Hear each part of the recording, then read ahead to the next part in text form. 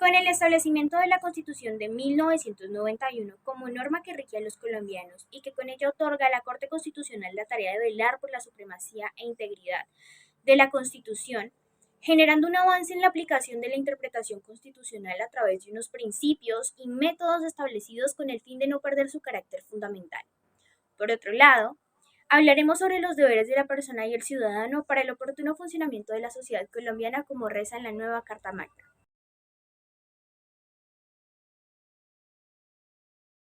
Interpretación constitucional, tal como lo dice la palabra, es darle ese sentido a lo que está escrito en la norma suprema. Es decir, mirar si alguna ley que esté dentro de la norma suprema tenga, digamos, alguna inconsistencia, si vulnera los derechos fundamentales.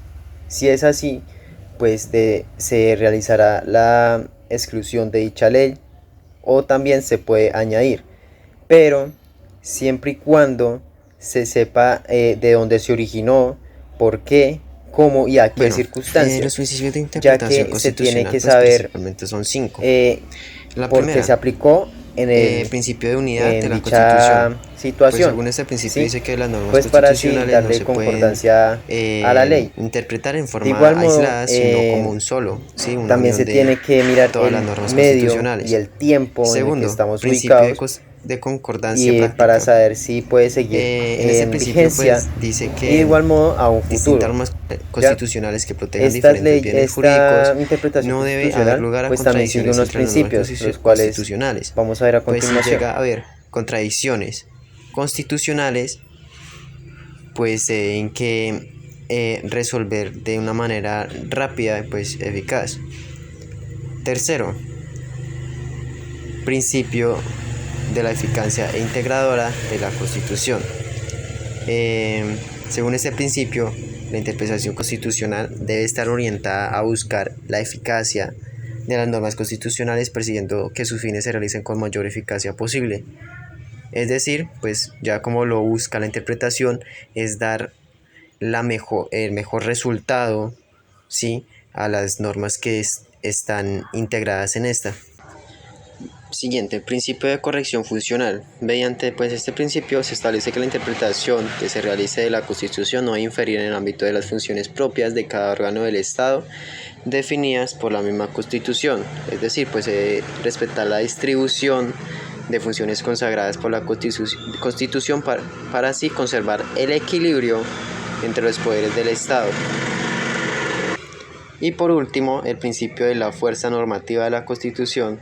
Este principio declara que todo el ordenamiento jurídico debe interpretarse conforme a la Constitución, es decir, obliga a proteger la norma suprema de toda acción u omisión de los poderes públicos, violatoria de sus disposiciones sin que sea lícito reconocer al legislador en un espacio de inmunidad del control judicial cuando el desconocimiento de la Constitución se origina en su inactividad.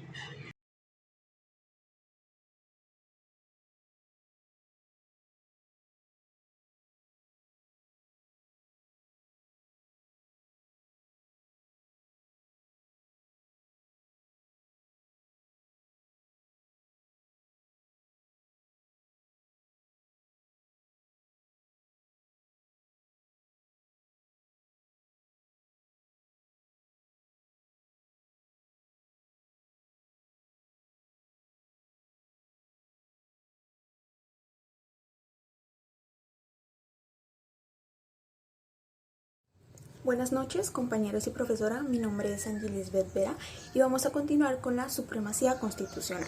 Bueno, la Constitución es la ley suprema de nuestro país. Incorpora principios, valores republicanos y democráticos que rigen la vida de sus habitantes. Ella reconoce y protege los derechos fundamentales de las personas como la vida, la libertad y la seguridad. Además, describe las funciones de los órganos del Estado y les asigna obligaciones específicas como garantizar la paz, el acceso a la educación, salud y vivienda. Asimismo, determina la validez de las leyes elaboradas en el Congreso. Esto quiere decir que todas las leyes deben ser emitidas siguiendo el proceso de iniciativa, discusión, aprobación sanción y promulgación de la ley. La Constitución también determina la validez material de las normas jurídicas. Imaginemos una pirámide. En la cúspide se encuentra la Constitución política. Un poco más abajo, los distintos tipos de leyes. Y más abajo, los actos reglamentarios del presidente, decretos con fuerza de ley, reglamentos, entre otros. Así cualquier norma que se encuentre por debajo de la Constitución no puede ser contrariada a sus disposiciones o principios. Si una ley es creada en el Congreso de la República, pero restringe o viola los derechos de la Constitución, esa ley es inconstitucional y su contenido es nulo. De igual manera, ninguna ley puede contrariar las normas y mandatos constitucionales, y las leyes que lo violen o tergiversen son nulas de pleno derecho. Es por ello que existe la Corte de Constitucionalidad, encargada de declarar las leyes inconstitucionales a solicitud de cualquier ciudadano. La Constitución es la norma suprema del Estado y por eso se debe proteger a capa y espada por todos nosotros.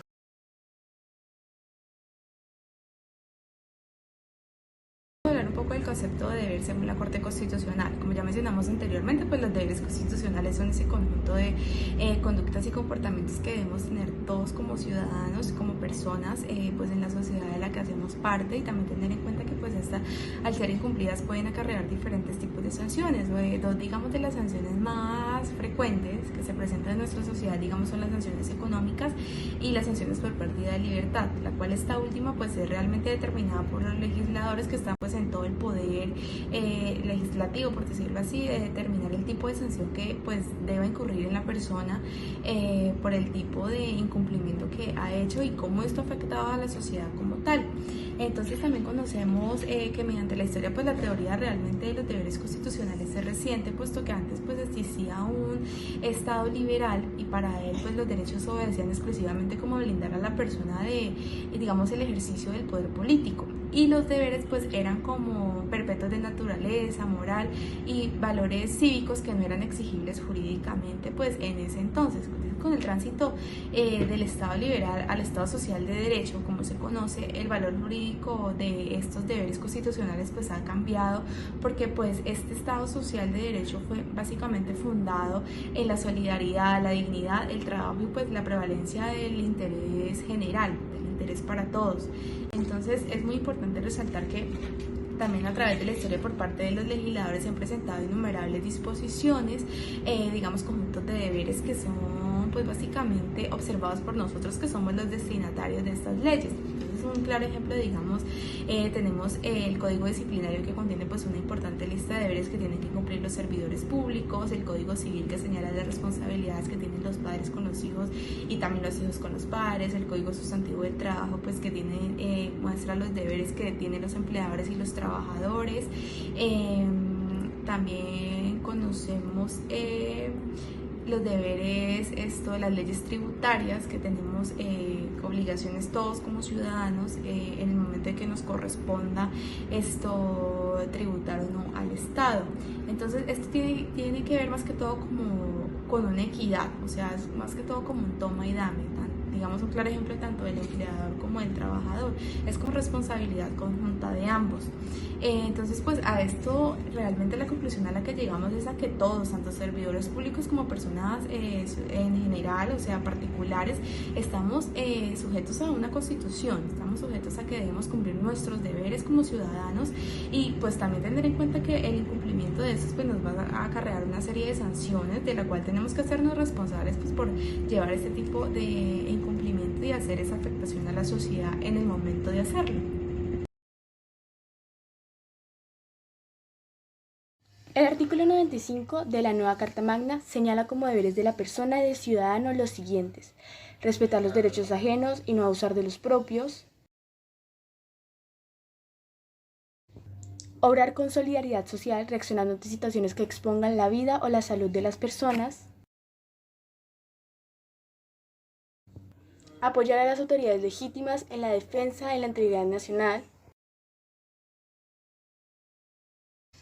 defender los derechos humanos como fundamento de la paz y propender por su mantenimiento, participar en la vida política, cívica y comunitaria del país, colaborar con la administración de justicia,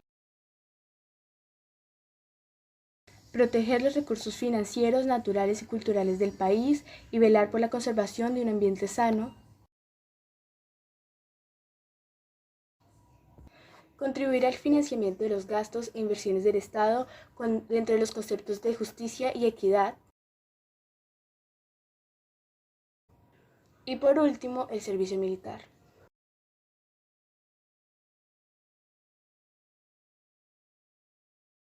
Los deberes constitucionales son exigibles directamente. Esto sucede, entre otros eventos, cuando su incumplimiento por un particular vulnera o amenaza derechos fundamentales de la persona, lo que exige la intervención inmediata de jueces constitucionales para impedir la consumación de un prejuicio irremediable. En estos casos, el juez de tutela le corresponde evaluar si la acción y omisión vulnera o amenaza un derecho fundamental y si la ley habilita la procedencia de la acción de tutela contra el particular. En caso afirmativo, el juez podrá hacer exigible inmediatamente los deberes consagrados en la Constitución con miras a la protección efectiva de los derechos fundamentales. Puede instaurarse contra un particular siempre que se encuentren cumplidos 3 requisitos: que el derecho vulnerado o amenazado tenga carácter de fundamental, que la vulneración o amenaza provenga del particular situado de alguna de las hipótesis contenidas en la ley y que la acción se utilice para evitar un prejuicio irremediable.